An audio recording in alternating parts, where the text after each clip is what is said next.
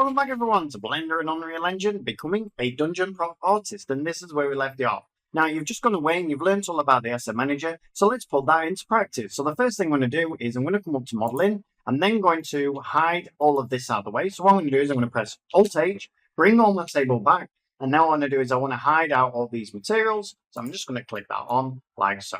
Alright, so I'm happy with how everything is. So what I want to do now is I need to create another option up here. So all I'm going to do is going to come to General, Add Workspaces, and I'll just bring in the same one. So Modeling.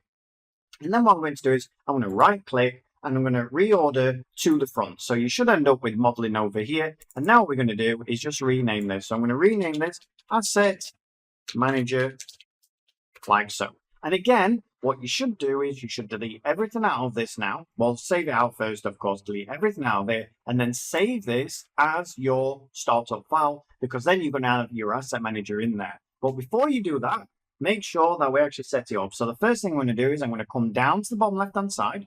I'm going to have my little plus there, as you can see. I'm going to pull this up there, like so. And now I just want to change this actual layout down here. So what I want to do is change this. If you come over here, you'll see you've got one called Asset Browser.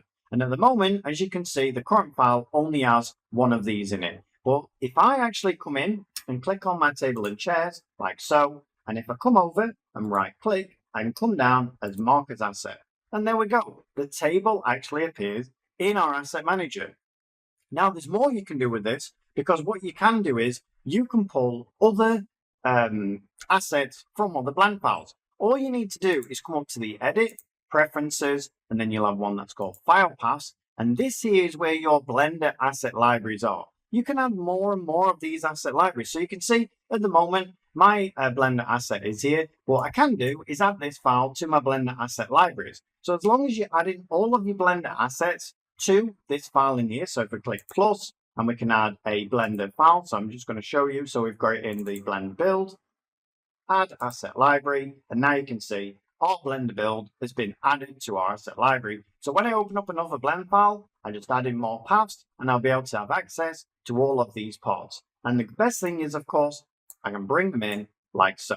If I delete that out of the way and just put it onto our cycles render, as I bring this in, it just comes in exactly the same. So really, really handy. Also, you'll notice we have got our HDRI set up. Again, if I use this file, so if I put this in another blend file, set up the file to be this one. So again, make sure this is set up in the new blend file. I can simply then just drag in the HDRI as well. So we're going to make a lot of use out of this because it's really, really handy, especially when we're creating our own dungeons and things like that, as I showed you in the actual dungeon one. And I think actually we've covered this enough now. So I think you've got the idea of it.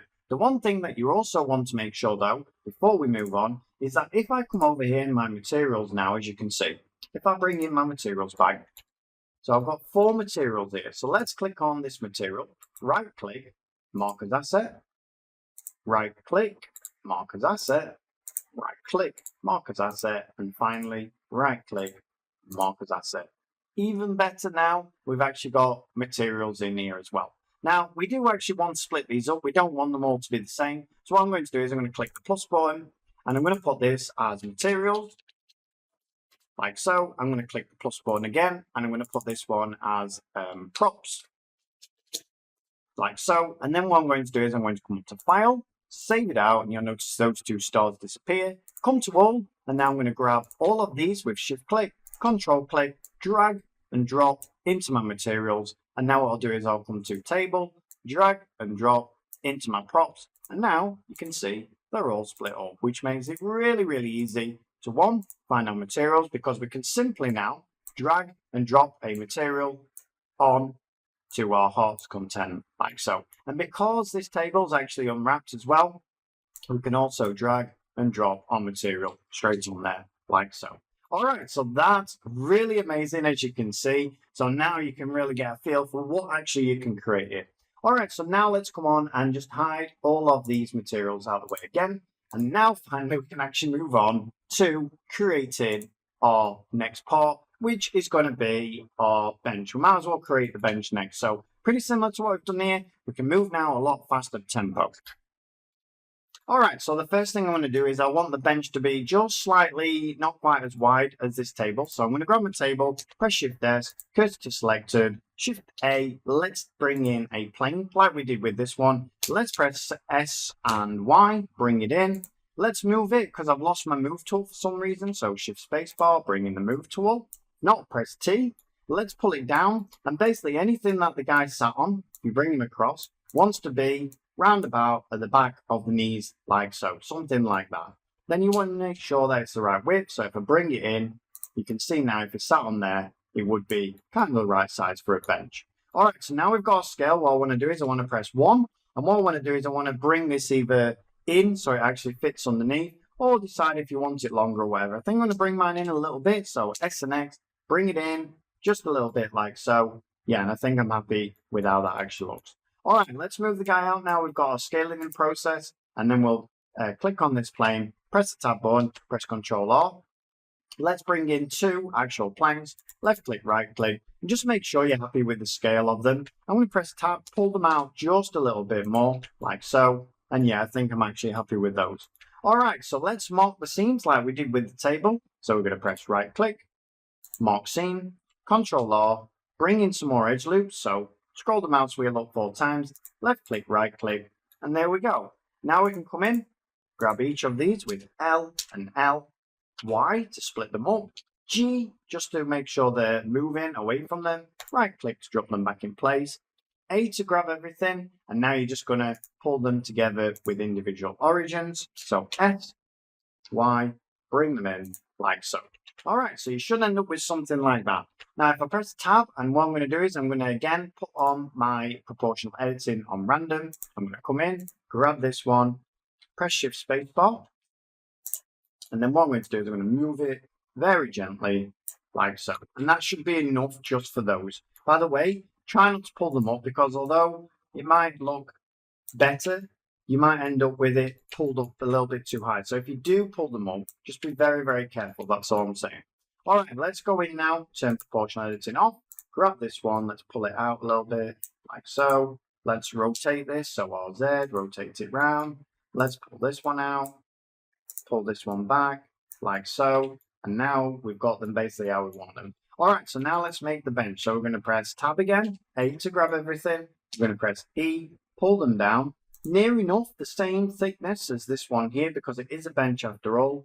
And then what we need to do now is put the bottoms in here. So I've finished basically with those. They look pretty cool. So now what I need is an actual base under here. So I'm going to press Shift S, cursor to selected, just to put my cursor in there. Shift A, I'm going to bring in, I think I'll bring in another cube actually. Bring it down to the size I want it. Bring it over.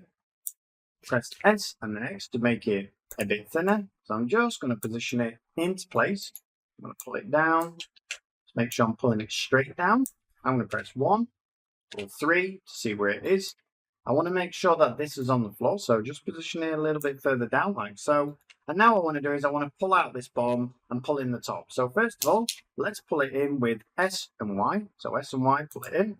Now let's come to the underneath, pull out the bottom. So 3 again, S and Y, like so. And now let's bring these up and create a kind of curve in here. So I'm going to press Ctrl R, 1, 2, 3, 4.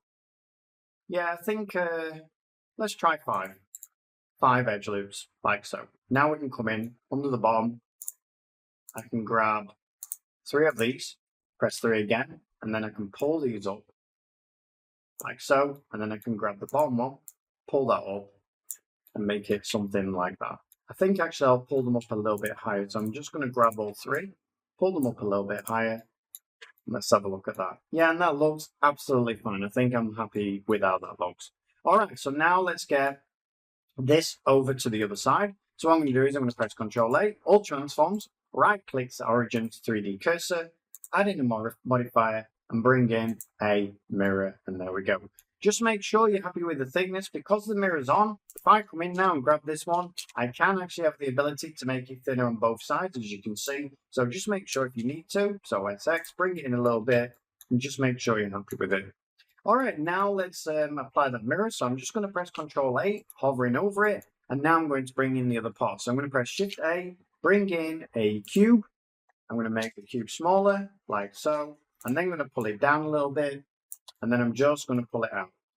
I'm going to press S and X, pull it out, and that then will be the main strut, and I want it actually poking out both edges, like so. Maybe that's a little bit too thick, so I'll press S, bring it down a little bit, S and X, pull it out, like so. Just make sure it's popping out enough both sides, and that'll do. Alright, let's go up to File, save it out, and I'll see you on the next one, everyone. Thanks a lot. Bye-bye.